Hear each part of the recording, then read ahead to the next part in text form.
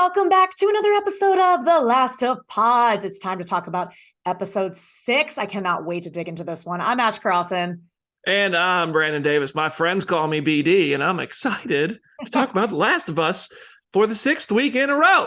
I know. Thank you guys all so much for the subscriptions, the reactions.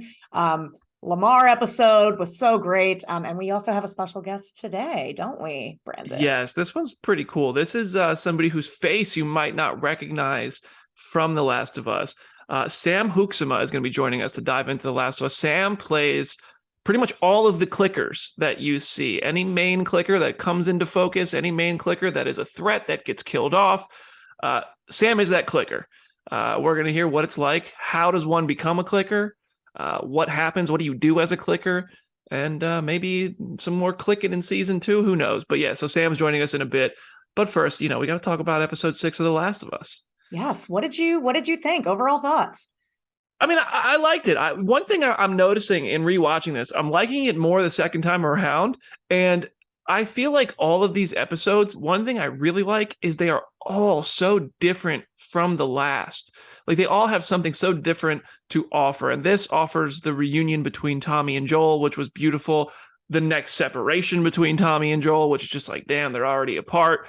Ellie and Joel's relationship continues to evolve. We get a new character in Maria being introduced. Games players already know Maria.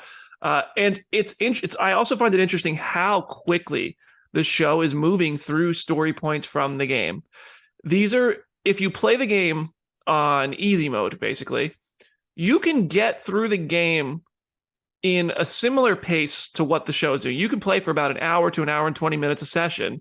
And if you do that 6 times, you're at about the same point of the game by the end of this episode. And it's moving very closely. But there's parts of the game that dive into completely different things. Like we'll talk about in this episode, how some things were very different in the game. But then also, like, there's things the show is doing that don't happen in the game. So it's interesting that they're lining up this way at such a similar pace, but it feels like the show is moving so quickly while not really missing anything or thinning any of the story points out. And I find that very impressive.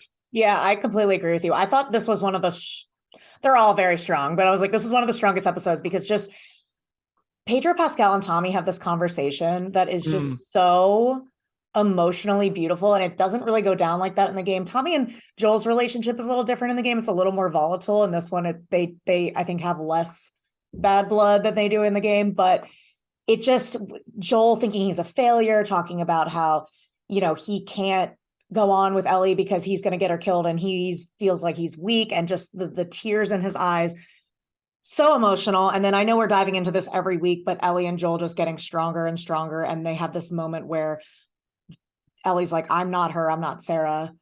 And you feel it so much in this episode. There's so many times where Ellie's cursing at the dinner table and he's like, hey, watch your language. And she's like, I'm not your effing kid. Like, you don't get to tell me what to do. It's just so much of their relationship. Like Ellie even talking about what they're going to do after she creates the vaccine, and kind of, they're starting to really merge their paths together. And I'm emotional wreck. This one really got me. For a lot Could of you reasons. imagine like the fantasy of, as Ellie, thinking about like what a hero you'd be to the whole world? I mean, you'd be a celebrity without even really knowing the concept of celebrity, because you'd be the hero who possibly put the world back on track to be a functioning world, assuming your immunity was able to create a vaccine. So as a kid, as a 14-year-old, you'd be sitting there thinking about all the possibilities, all the wonderful things that could come into the world. And like in this episode, Ellie talks about, is this all they had to worry about? Like boys and, you know, movies. Mm-hmm. And yeah, that's, I mean, obviously, yes, people have other things to worry about, but compared to the apocalypse, yes, you know, that is what is the big priority. Social things. It's like, you know, friends, movies, things like that. What we're doing right now, talking about a TV show. That's all the stuff we do. We worry about work. We worry about what people think of us. We worry about our friends. We worry about, you know, our family, but not in the sense that you worry about them like, oh my gosh, did they get infected by a ravenous clicker and torn apart? No, it's just we kind of go day to day in the life we live, and that we seem so spoiled now compared to what they have there. And Ellie would be fantasizing about every which way she could provide that for people, and what that would do for her too, I'm sure. Yeah, and this town in Jackson, Wyoming that they get to is like just such a glimpse of what the real world was or could be. Like they've said that place has been established for I think about 7 years. They run kind of a democracy. They stay off the grid, which also explains why Tommy wasn't answering on the radio, because he couldn't risk giving away the location. But no, hold on a second. Hold on just a second, okay? What? Tommy was so cold about that. Tommy explained, you know, what you just said, how they can't get on the radio, they can't tell people about this because they don't want the wrong people finding it. To Tommy, that meant not even his brother. That was cold. I think Tommy has some resentment towards Joel because of like all the things they've done together. And I think he kind of is like, well, I was just going along with Joel, blah, blah, blah. I don't know.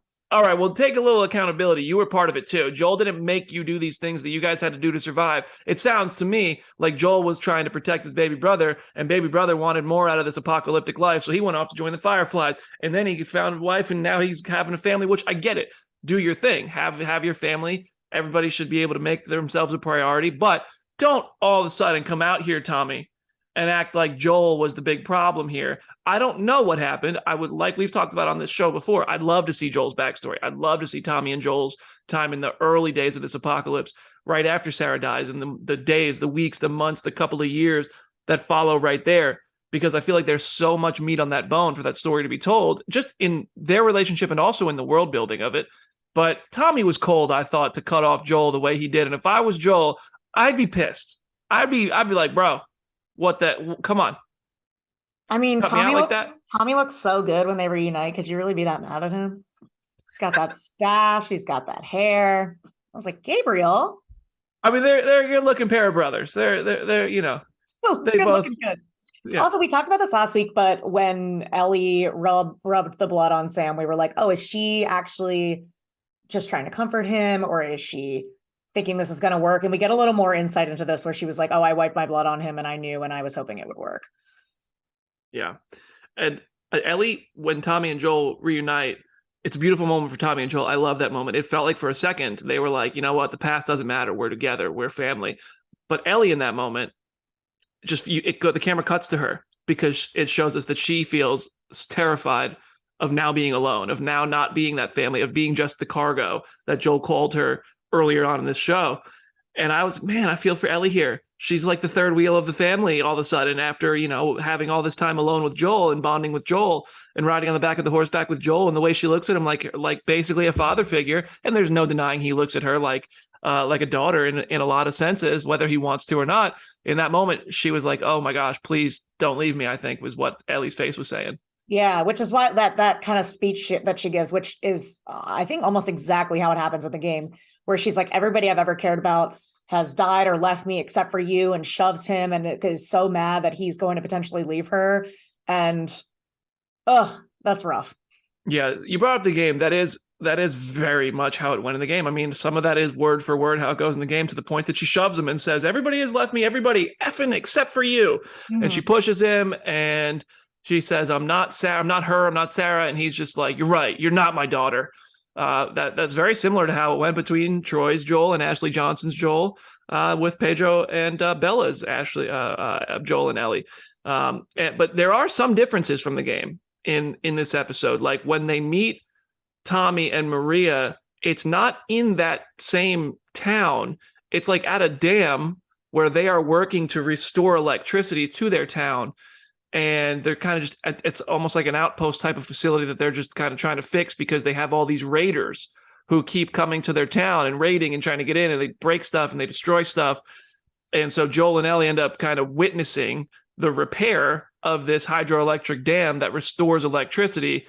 And then they have the conversation there about, you know, Tommy, I need you to take this girl because I can't, I'll let her down. It's not as deep. It's not nearly as deep in the game. This is one of the most beautiful scenes, most enlightening scenes in the show.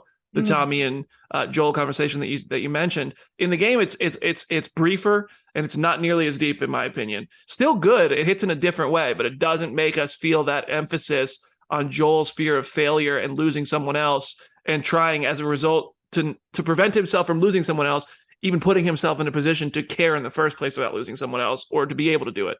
Yeah, that conversation was, I think, one of the best moments in the show so far. I just hit me in the feels. But it's like, you know, when Joel shows up and he's like, I'm giving you the option, and she's just instantly like, let's go. I'm going with you. I love it. I'm team Ellie Joel all the way. I love these two together. I love how this relationship has evolved. They're the most reluctant pair to just keep choosing each other. She's always going to choose Joel, but he's just like, I can't do it. But he just knows he's going to do it. He has to do it. Yeah. And so I'm happy to see it. The dog scene was not in the game. No. And I was legitimately tense watching that sequence. I was like, how is this dog? Something's going to happen here. Also, this is going to be a fight. Someone's going to get seriously hurt. What? Also, smartest dog in the world. Like, yeah, seriously. But apparently not. That's true. It did not. I am curious what that means about Ellie's infection, because if the dog didn't smell it and that dog truly is able to do like a smell test on if you're infected, does that mean something about Ellie's immunity where she's not carrying the virus? Like it just leaves her system? Is there something to be learned there? I don't know. I don't know how to process that moment. We got to get a scientist on the line. Yeah, we do for a lot of this. We're like, why don't they just get a fever? Why doesn't it just cure everything? Yeah. There's one other thing I want to talk about before we go to Eastern Colorado. Joel and Tommy talk about the settlement, and they talk about communism, and Maria's like, that's what this is. It's a commune. And Tommy is just like, no, it ain't. No, it ain't. And Joel looks at him and he's like, oh, that's what you're doing here, little bro. I thought we were from Texas. You're in the commune. Like, I thought that was hilarious because I just imagine so many just grown men from Texas being like, oh, so you left Texas to come join a commune. Okay. And I just thought that was hilarious because of that moment between them felt like pretty real. Maybe stereotypical in what you'd expect, but I know a lot of people who would have that reaction. From as somebody who lives in Tennessee, I can imagine. I know a lot of people who would be like, "Oh, okay, you're living in a communist area here." Yeah, it's like one of those moments where they're like, "No, you're a communist," and he's like, "Son of a." Oh yeah, I am. I dang. So Joel and Ellie get on the horse, Callus. I think his name's Callus. And they have these really cute conversations about football and then that he was a contractor, which was really cute because he's like, oh yeah, everybody loved contractors. It was like the number one job, like everyone. Really funny. But they get to the University of Eastern Colorado where the Fireflies are meant to be, but it's like eerily quiet. The guard stations aren't guarded. There's monkeys in the courtyard. And so yeah, they are not there. They have moved on. Yeah, and I mean, it visually looked a lot like the game, which I found very impressive. Yeah. I mean, some of like the building layouts and stuff were not exactly the same, but they found a place that they were able to set decorate very impressively to look like this University of Eastern Colorado. What is it, the bullfrogs, the horn frogs? Bighorns. Bighorns. And it's very much like the game because right to the point where when they first go inside a building, like there's a bunch of stuff in the game where you got to set up generators and go around and kill a couple infected to get some gates to open, and you're riding the horse, you got to get off the horse, use a dumpster, climb on it, all that kind of stuff. The puzzle aspects of the game come out here. But then there's a part where they go into one of the buildings and they're like, everybody left. But then you hear like something crash down upstairs. And they're like, well, maybe not everybody, but then it's just a bunch of monkeys. Yeah. And you're like expecting, clickers or infected, and you just get a pack of monkeys. And Ellie's like, no, I've never seen a monkey before. And it's cute. It's like, it's almost like this father-daughter moment. He's watching her see these things, experience these things for the first time. And I just imagine Joel is loving it. I want to imagine that, even as much as he doesn't want to. Oh no, he's definitely, you can sense he smiles more and more and more as the show goes on. Yep, which sets up, everything that it opens the door for drama. I've said this. I'm not the one who made up this quote. I saw this somewhere on Twitter, and I think this probably comes from somebody important and smarter than me. But a good writer makes you love a character. A great writer makes you suffer for it. And I'm loving these characters, and I'm loving their relationship. And I think there are great writers here, which means we're going to suffer for that. And we do, because Joel gets stabbed. And it is gnarly. So in the game, there are raiders there, and he falls off or is it infected? It's like they're like they kill you. Fight a bunch of clickers and a bloater in this location. Yeah, there's a bunch of infected there. And then after you kill them all, you go into like this scientist's lab. And you find a tape recording, and you found various recordings and notes and stuff along the way, which really just help world build. But you find like a skeleton of a guy who I believe offed himself a tape recorder, and Joel just kind of skims through it, and then you ultimately find him saying, the Fireflies left here, they went to Santa Rosa Hospital in Salt Lake City. And then as soon as that plays, as if on cue, a bullet comes through the window and these people show up to start fighting. And I guess that's the equivalent to what we're getting in the show that you were just talking about. Yeah. So this fight breaks out and Joel falls off a balcony and is like impaled versus he gets kind of stabbed here. But it's gnarly. And the moment where Ellie is like, don't go anywhere, I need you. They are completely bonded at this point. And nothing good can come of this. This was one of the most shocking moments in the game for me. And the way that it was done differently in the show ended up being shocking for me anyway, because there's so much that is coming because we've played the games and we know the game so well that when the show changes some things to get to the same story points, ultimately they find ways to do it that are really surprising. And when it's the edge of the handle of a baseball bat instead of, I guess, like a Rick Grimes whatever that, like those metal rods are that are sticking out of concrete, that he falls down and it goes through him from his back all the way through in the game. And now it's a baseball bat sticking out of his stomach that he has to pull out. First of all, isn't like the first. Now, listen, I know I've made my medical assumptions on the show before and I'm probably way off, but don't they say like if you get impaled by something or you get stabbed or something, if you pull it out, you bleed out faster? You're not supposed to pull it out, but people's instinct is to pull things out. But like, also, what is he going to do? It's not like he can go keep it in and get to a hospital and get stitches. He's going to have to pull it out. Yeah, but they could have got away, you know? I know. Something. But yeah, no matter what, it's a very unfortunate situation. Yeah, and Joel's down bad and falls off oh my God, it's awful. And then a little Easter egg, I guess, is in the when the credits start rolling, a cover of Depeche Mode, or as Brandon would say, Depeche Mode, starts playing, which if you remember in the first episode, that means trouble from that era. So they're not good. Trouble's back. Trouble is coming. A couple things I want to point out from the episode before we move on to our interview. Ellie eating like a savage. I thought that was hilarious. It just goes to show that Ellie was not raised in this sort of commune. She just never had the same kind of civilization, like conforming into like what we consider normalcy. She's just out there eating when she can. And in that same scene, when Tommy tells Joel that Maria is family, they're engaged, Ellie blurts out, "Congrats." Joel, on the other hand, doesn't. And I didn't take that as Joel being salty that Tommy has, this woman in his life and he's not a priority or something. I took that as a reminder to Joel of what he has lost. That Joel in that moment was just like, well, now I lost Tess. And it's hard for him to be happy for other people because he just keeps losing, which ultimately is what this episode seems to amount to, that he just keeps losing. He keeps failing. He fails in his sleep. Beautifully written words, beautifully written script, beautifully performed scene by Pedro. I know we already talked about it, but I just think it was so good and so powerful that, I fail every day. I fail in my sleep. It's like, God, that's a real thing for people. And it results in anxiety for Joel. And you see him having anxiety attacks. At first, when I've watched this, like, is he having a heart attack? I know he's talking about being 50 something years old.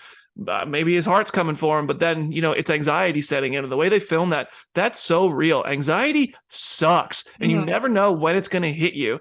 And Joel is going through it, and the way he verbalizes what he's feeling, I was like, man, a lot of us, maybe not in this apocalyptic way, but a lot of us are going to understand this and be like, dang, I feel that too sometimes. And anxiety sucks, and Joel's going through it in a terrible time. And ultimately, at the end of this episode, he decides, I'm not going to let the anxiety win, because he decides to go with Ellie. It's clear this guy loves Ellie. Ellie loves him back, and I'm really glad he made the choice that he did. Yeah. Before we go, a couple little Easter eggs too. There's this point where Joel is using duct tape to like fix his boot. And I just thought that was a cute little subtle thing, because in the game you use duct tape for freaking everything. You craft everything with duct tape. Duct tape is so essential. And then in the room that Ellie's staying in, which, by the way, like if you are on the Easter egg hunt, it's always fun. There's like a giraffe in every episode, I'm pretty sure, but there's a poster of a giraffe that Ellie is staying in, which is a big symbol in the show. Nice. I didn't catch that. I did like Google the names of all the boys on the list. Me too. I didn't say, I was like, who are they? They're just random. If it was like a Marvel movie, somebody would have been some obscure comic character who will appear in a movie in 10 years, but it's The Last of Us. And they're like, no. These are just kids. Maybe they meant somebody to whoever made the note. But I also want to give one shout out to the cinematography this episode. It was directed by Jasmila Zbanek. Hope I said that right. And the director of photography was Christine Mayer. And there are just beautiful, beautiful shots that use natural light and use the landscapes and capture them traveling. And I just wanted to shout that out because I thought that they looked visually just beautiful, and you could screenshot those and set them as your desktop backdrop, and they would look fantastic. So the River of Death was beautiful. So yeah, is Joel dead? Well, we'll find out at the end of this show. We'll talk about if Joel dies here at the end of this show after our interview in the spoilers for the game section. Ash, anything you want to talk about from this episode before we move on to our interview? No, I think I'm ready to click in. Let's click in. All right, we'll see y'all in a minute, everybody. When we come back, we have a clicker on the last of pods. Sam Hoeksema is joining us. See you in a moment.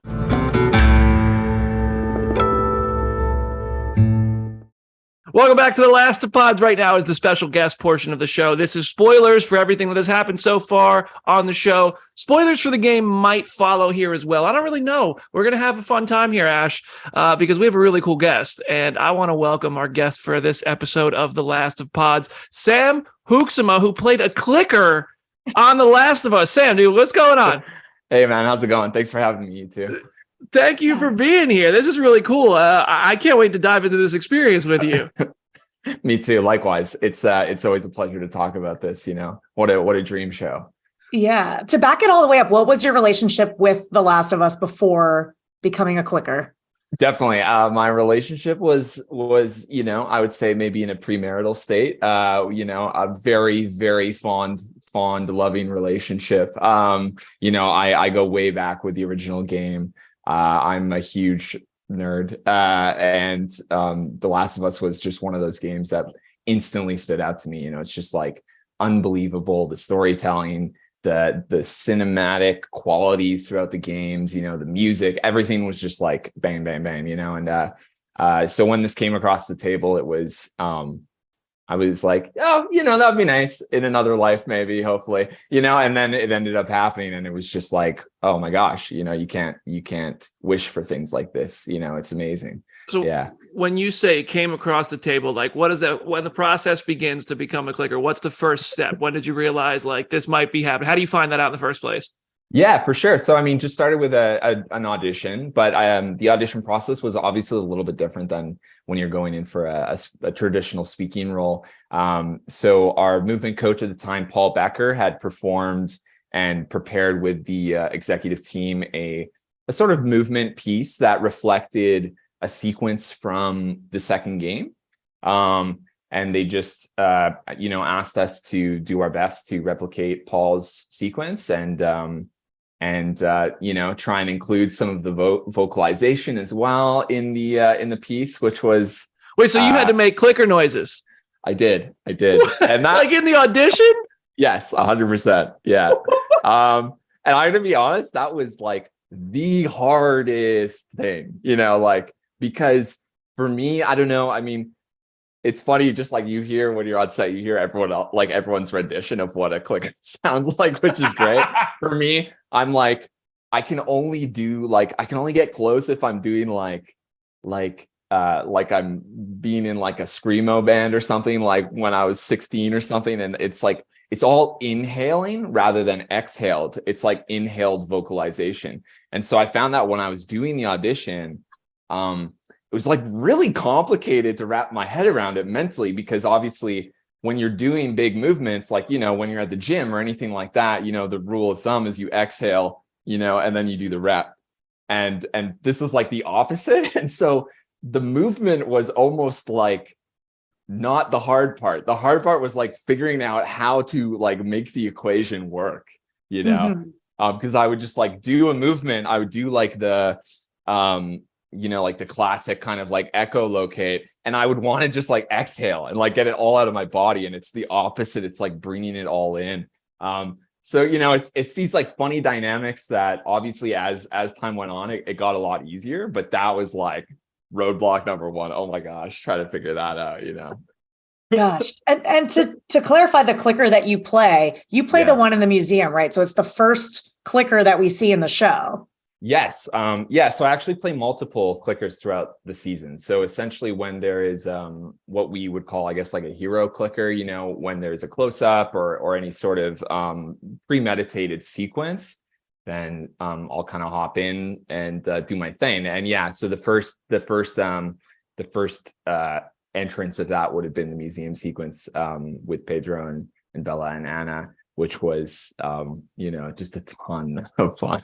So cool. Yeah. That museum sequence was crazy. I remember I have like two speakers in the back of the room where I watch movies and shows in my house, and the clicker, you come in from the left side of the screen, and it only came through the left speaker, and it felt like there was like like right next to me, and that like skeeved me all the way. I was crazy. I felt like I was in The Last of Us. So was that did your sounds end up making it into the show? Like, was that you doing the clicking noise? I would have to defer to production on that. That's a Craig question and a Neil question, but for sure on the day, I was doing my best. I'll say that much, because it makes a huge difference, right? I think for everyone involved when you're in the moment, especially because of the nature of clickers, like the vocalization of the clicker is so important for the people in the room to understand where they are and like what's going on and how they are trying to kind of locate that party or whatever. So I think it was really helpful for not only myself, but definitely for like Bella and Pedro also, just helps ramp that up, and just offers that extra real circumstance, I guess. Yeah. Clickers are just the most undefeated Marco Polo players ever. They're just 100%. Yes, 100%. Which is like ironic because I feel like I was just textbook so bad at games like that. So I'm having my moment, You had mentioned that they call them hero clickers. It's funny. I got to be a zombie on The Walking Dead. Well, a walker on The Walking Dead, and I heard you can't say zombie on the set of Last of Us either. You have to say infected or something else, and just like saying Walking Dead. When I did the zombie thing or the walker thing, I had to get in the makeup chair at like 8 a.m. until about 12:30 p.m. and then you're on the set from like I think I was there for like 8 to 10 hours, and then just getting it off took like alcohol and brushes, and it took like a solid almost 2 hours just to get it off. Well, I mean, and I imagine that these clickers are even more intense than just the prosthetic for a zombie face. How long were you in the chair every day to put this on?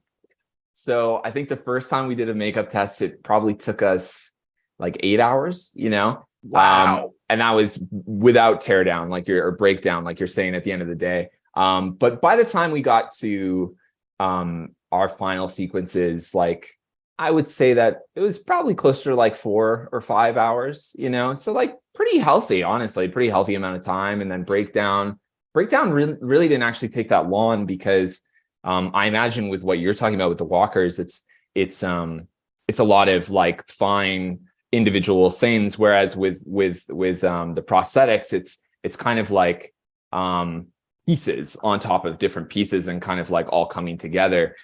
So at the end, they were able to kind of just like get them all off, which is kind of nice, but I mean, honestly, that time goes by so fast when you're with people like Barry Gower, and like Duncan Jarman, our sculptor. I mean, it's like, I'm just a true lover of this industry, and like every piece that goes into making the sausage, as it were, so for me, I was probably getting on their nerves at some point, just like asking them all the questions, what I mean? Like, what was it like when you did this and like this? And they're like, we're trying to work here, like, yeah. Yeah. I just know from like talking to Neil and Craig too, that the look of the clicker was one of the most important things for them. And one of the things that I think was hardest to crack. Were you there for like the kind of testing of it all and trying to get to what the final look would be? I wasn't. So that was definitely more Barry Gower doing his prosthetic tests with the team. That would have been maybe a month or two before I had come in.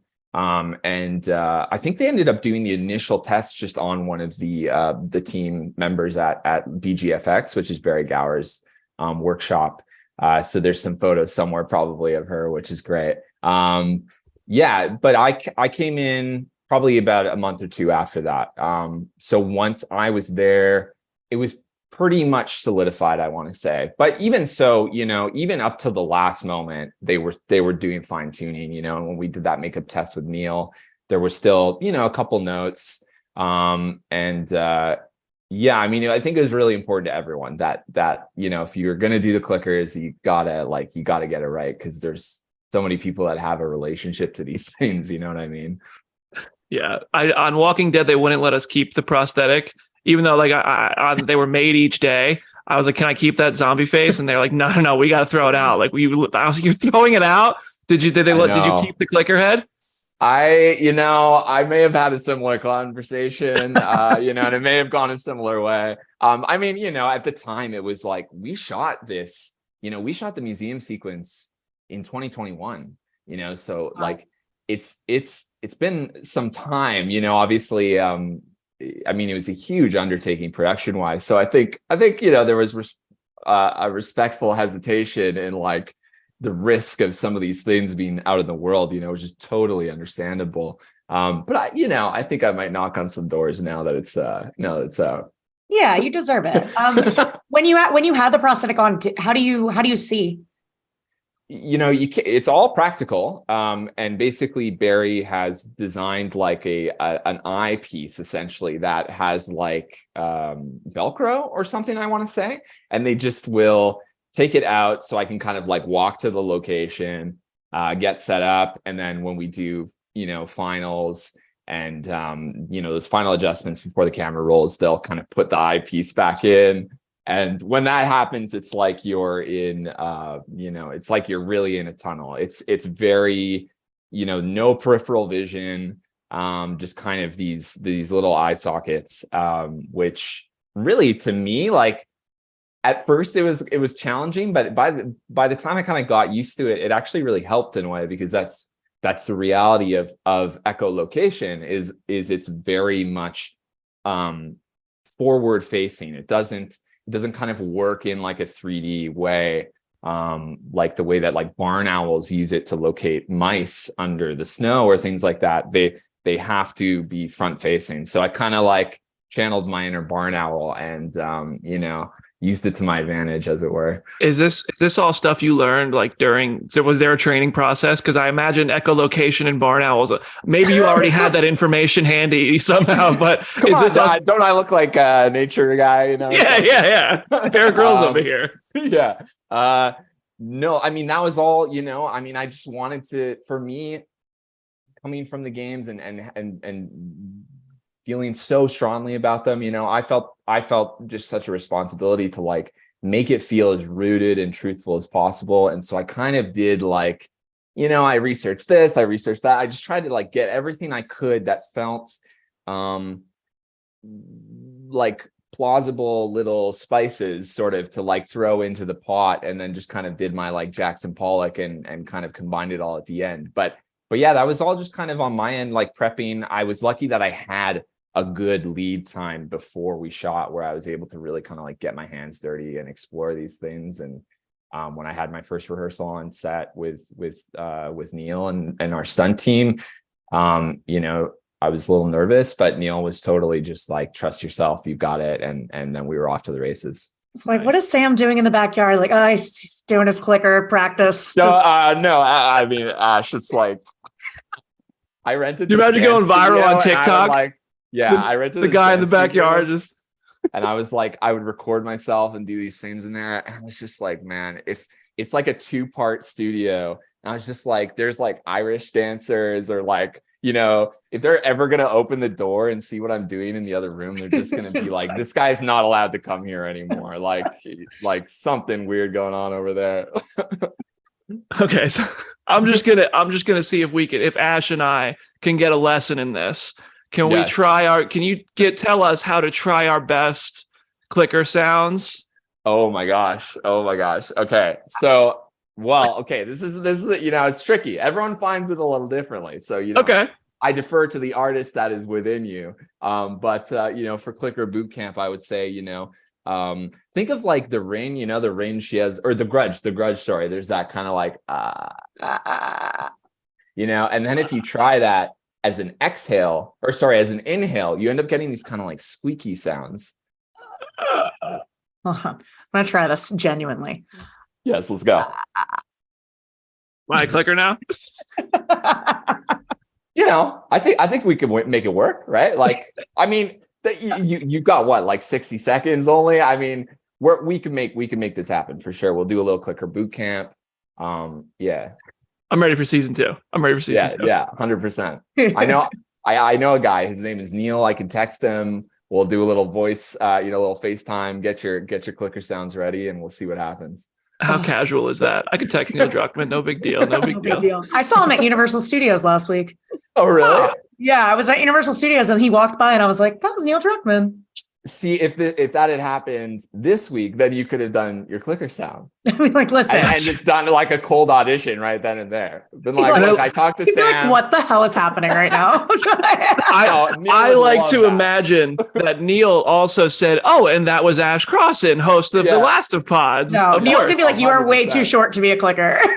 No way. You kidding me? What about episode 5, the child? Oh, child. That that kind of messed me up a little bit. I was like, oh yeah, children can be clickers. Yeah, it messed me up too. I was a huge fan of Blue's Clues when I was a kid, and I feel like I've got a bit of a trauma from her wearing that shirt, and like attacking Melanie. That's gonna live like somewhere deep in my brain for a long time. Oh my God. So you mentioned in the audition, like what surprised you the most was getting the clicker voice versus the movements. Yeah. But when you're actually on set, was there anything that surprised you about the experience? So like what surprised you most about it? Definitely. What surprised me the most, I think, was just how taken back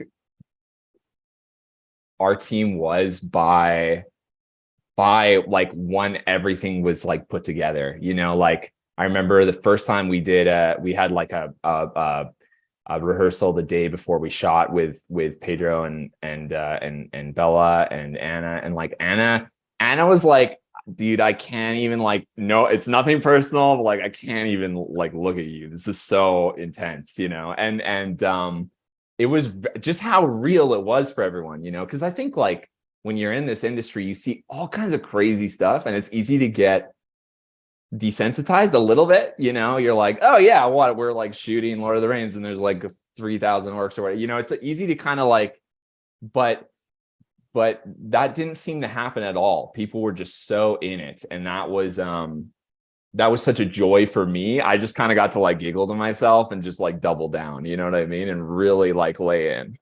So then when they got to lay in to the clicker and Pedro kills you, can you walk me through what it's like as a clicker to get put down in the museum? And then I assume you also died multiple times in episode 5. Yeah. It's like, I feel like I'm maybe getting close to rivaling, like maybe at the end we can put together like a super cut of like a death reel that maybe I can like rival Sean Bean or something like that. Just have like a clicker death reel. It's an art to learn how to die multiple times. But for sure it's fun. It's like, you just roll with it, right? You just roll with it. Like, I don't know how else to explain it. Yeah. Now that season 2 is announced, are you excited to potentially come back and re-click? It would be a dream. Yeah, I would click right in there. Yeah, I would. I've said to Barry and them, like, I would happily do this until I'm 100 years old. Like, even if you have to just wheel me around or whatever, we can maybe find an old folks home or something that's like occupied by granny clickers and grandpa clickers, senior and stuff. Center clickers. Yeah, that would be, it's a dream, right? It's like, how often do things like this come along where you get to work with, not only Craig, but like the fact that Neil is so involved in the project as well, right? It's just like, it's a dream come true. We have an amazing executive team, all the creatives on board, the different department heads. I mean, it's like, it's truly inspirational work, and it's just such a pleasure that we're finally getting to share it with the audience. Yeah, and it's got to be nice that the audience is loving it as much as we all are. And so before we wrap this up, where can we find you? What's next for you coming up? For sure. Unfortunately, this business is riddled with non-disclosure agreements, so I can't really talk about the next thing I'm working on at the moment. But safe to say, I've got some stuff coming out later this year that I'm really excited for as well. But I'm on Instagram. People can find me there, and they'll be able to keep posted there. I love it, man. Well, dude, this was awesome to hear about what it's like to be a clicker. I hope they get you back there for season 2 and you can keep on clicking, dude. It's been a pleasure, Sam. And thank you for coming on the Last of Pods. Everybody watching and listening, when we come back from this quick break, we are going to be diving into what's next on the show according to the game. So this is the spoiler portion coming up here. Again, thank you, Sam. We'll see y'all in a minute. Thanks so much. Cheers.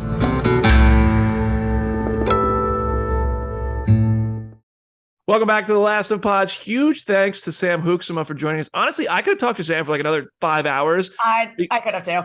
It's just cool to hear about that experience. Like, to be a part of this show in any capacity would just be incredible. I imagine these sets are just the most immersive, just gorgeous places ever. And to be a clicker, I mean, come on.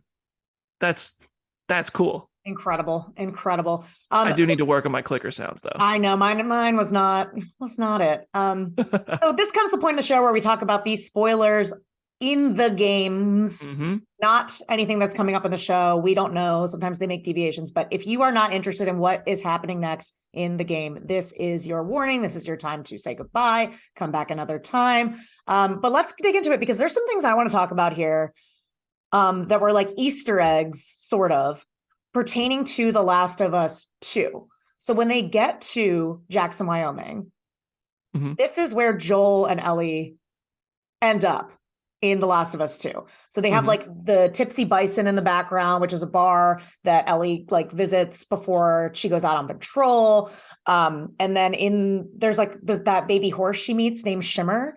That is her horse in The Last of Us 2. She meets him or her in this moment, and it's really cute.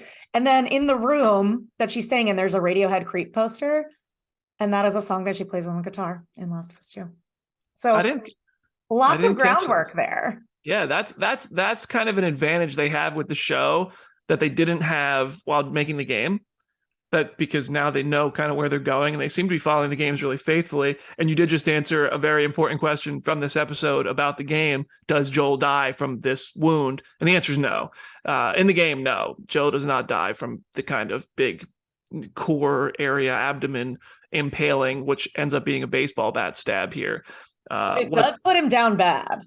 And escaping this whole sequence is you play as Joel and like the screen is really dark and you're moving really slow and you're falling over and Ellie has to kill a bunch of people to get you out of the college campus and onto the horse, and ultimately it falls off the horse and it cuts to black and cuts to later.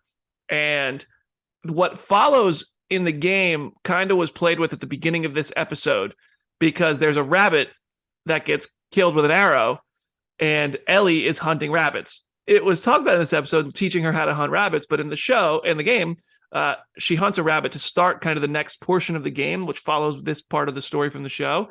But the show opened today with that couple having hunted rabbits and bringing them in. So we kind of already got that moment. And the next part of the game is the first part where you play as Ellie. Yeah. And it's ambiguous to us as players whether or not Joel is alive. You start playing as Ellie and you're like, oh my God. And then eventually we learn that she's kind of like just nursing him back to health. Yeah. And so she runs into some really awful people. So there's not much left from the first game for the show. There is the kind of Ellie portion of it. She runs into some awful people. Awful people. Cannibals. Terrible people that she ends up fighting off. And then they go to Salt Lake City as that tape recorder indicated. So there's also, though, the DLC for The Last of Us Part 1, which shows us the Riley story. And we haven't got that yet on The Last of Us TV show. So all that considered amounts to about 3 hours of content, I'd say. If you're playing on easy mode, maybe 4 hours, which is an hour 15 each. It seems like they're really on pace to tell the story of the first game in its entirety, including the DLC in this first season of the show. Yep. And we know we're getting it because we've seen in the trailer, we see Riley. Like, we're definitely getting that story. So I just can't believe we're almost through the game. It's wild. It's crazy. There's only 3 episodes left. And hopefully our bonus episode of The Last of Pods to talk about the whole season. But we'll get into that when we can get into that. Yeah. Well, yeah. So that's all I've got for today. I thought Sam was an awesome guest, and we have some more awesome guests that we are just trying to finalize lining up. They're not like booked enough for us to say, hey, here's who's on the show next week, but I'm pretty sure we have some dope guests coming, and I'm really, really excited for them. And as soon as it's officially official, I'm going to be dropping that on Twitter as soon as I can. You guys are going to be very happy. Very happy. So that's The Last of Pods. Please drop us a 5-star review on every major podcast platform. If you're watching us on YouTube, hit that thumbs up button, hit that subscribe to the Comicbook.com channel, head over to ET and Comicbook.com for more coverage of The Last of Us.